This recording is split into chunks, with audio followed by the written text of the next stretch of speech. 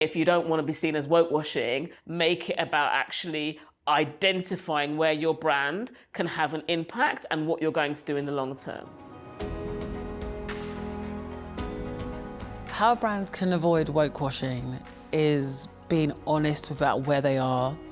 What that means is if they're just about to say, hey, look, you know what, we really need to make a difference here. We need to ensure that we're being more inclusive, more diverse. We're a little bit nervous about it. Talk about it. And when you do that and just be human about it, people will respect that. We don't want to see tokenism. The community has an antenna for it, so they're very aware when it's not very authentic. It's very obvious where a brand is only taking a stand because either something is trending on Twitter or they've been called out for it on Twitter. And I think it's really important that that changes. So I think there are brands that are doing an exceptional job at being at the forefront of where there are issues, addressing them immediately, or if something needs to change, kind of flagging that, or if there is some sort of large societal problem, that they aren't just posting a black square on Instagram and then not really integrating the importance of that within their business. Know who you are and what you stand for. What's the fight as a brand you want to have, and pick that fight, because then it will always be authentic back to the brand you are. So to stop being fake woke is to stop doing it when everyone else is doing it, and to do it because it's the right thing to do, and it's the right thing to stand up for people, and not just because there's money to be made or it will make you look good. An example of a brand that does it well is Ben & Jerry's. They have decided strategically a number of causes that they are always going to campaign on as a brand. They engage with activists and communities to figure out what the change needs to happen and their role within it for that brand, and therefore it means they can speak authentically about those specific issues that they campaign on around kind of inequity within society. Not every cause I think every brand should take on. I don't think it's about being kind of completely swayed by the trend in that moment. I think it's having a real integrity and linking it to the values and the purpose of your business. One of the works Diageo does is a partnership with Creative Equals for a creative comeback program where we support women who have been, for any reason, not been part of the workforce for some time. It's a program kind of addressed at bringing those women back into work. So we put out briefs, we give them briefs which they can add to their portfolio. We connect them to agencies, and we almost retrain them in partnerships with the wonderful Creative Equals group. And I think working on that campaign is potentially, it just starts to show what's the kind of impact you can have beyond that.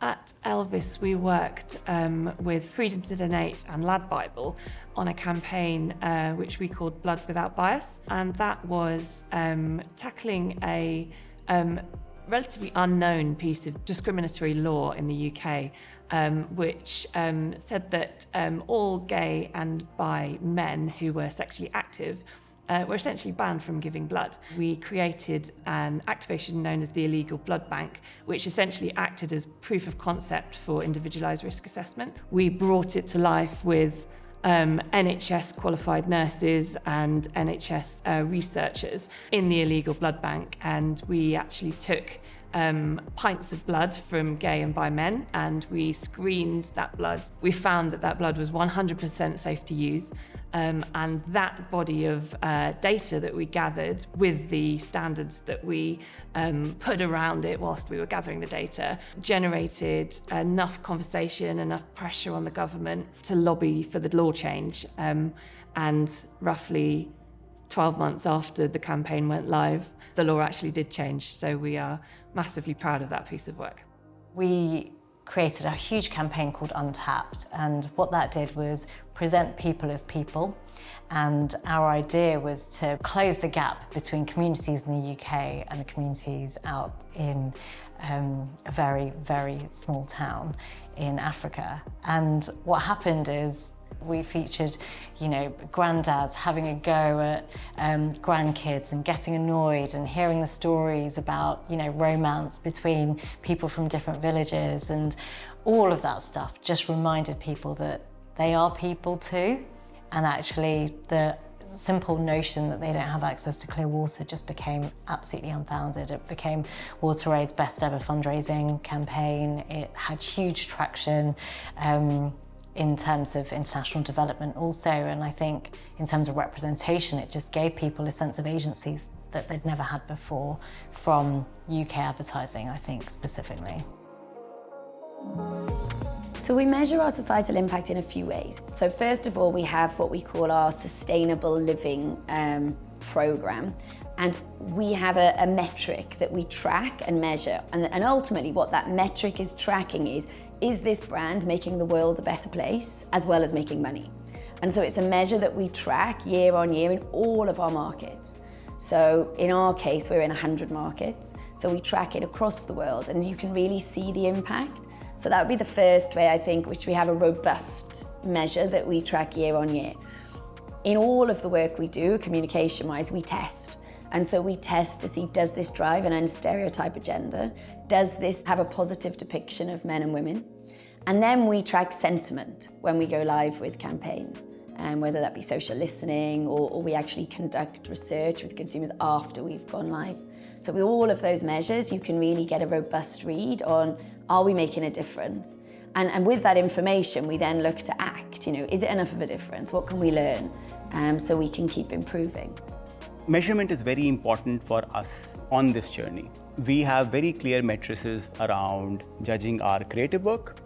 All the creative research we do has a specific question on, is the ad being representative? Is the ad being respectful of the different minorities which are being represented? And is it kind of feeling authentic? So we track that. Similarly, when we work with our suppliers, we have a very clear metric on any production work we do. The bid has to be open to suppliers who are more diverse, and we call it a triple bid, and that's something we monitor. Similarly, on media, we make commitments on this is the amount of investment we have to make if we are with our diverse suppliers, and we try our best to reach that commitment. So measuring all those matrices is how we judge our progress. Otherwise, you can get lost in what you're doing. The industry has definitely made progress. We see that in a measure that we have at Kantar that we look after on behalf of UN Women in the Unstereotype Alliance, called the Unstereotype measure, or the measure. And what that allows us to do is to see how positively the audience, so the people the ad was intended to talk to and connect to, how positively they think people portrayed in the ad came across. So we can see there are some positive shifts, but there's still a lot of work to do. So, if you look at the level of disability in the UK, for example, it's around 20% of people, yet the representation of people with disability in advertising is still very low. If you look at age, there's still a lot of young people, especially younger women, will tend to be shown in advertising, and not middle-aged or older women. So there's lots still to be done to move forwards in a positive way.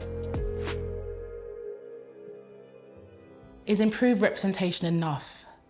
I think it's a start, definitely. We need to shift the way we're thinking about it. I think it needs to be something that we actively lean into as opposed to kind of tentatively approach it. It's about validating everyone's experiences, and it's also about belief and validation, and having the imagination to change the way we view people in the different roles that they can play in the stories. As advertisers, as marketeers, we have a big sphere of influence.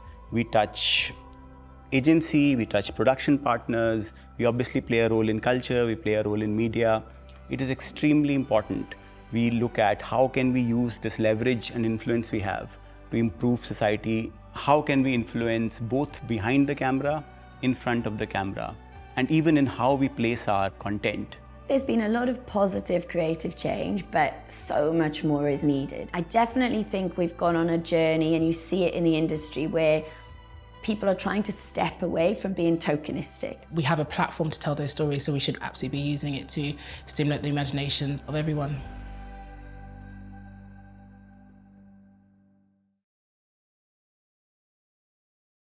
It's a big topic, where do you start? I get that it can feel, a bit daunting, but the answer isn't just to ignore it or portray it badly in a tokenistic way. We're never gonna get it right all the time.